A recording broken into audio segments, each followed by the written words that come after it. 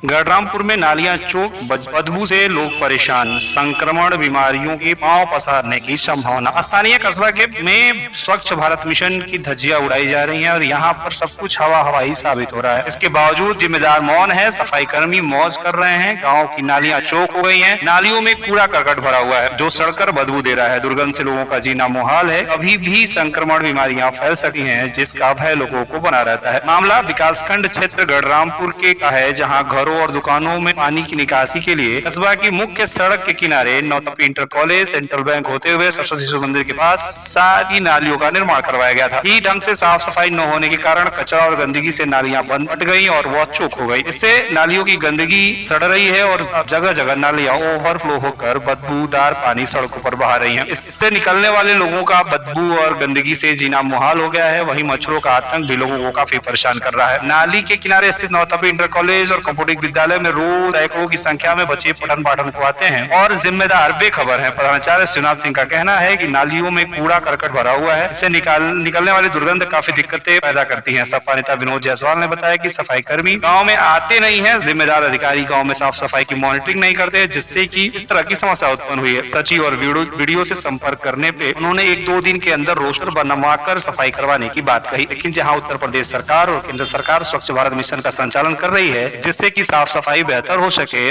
और लोगों को बेहतर जीवन मिल सके, वैसे में इस तरह की अव्यवस्था लोगों को काफी परेशान करती है, जिसको लेकर लोगों में रोष व्याप्त है। जनमंच खबर के लिए बैजनाथ जायसवाल की रिपोर्ट।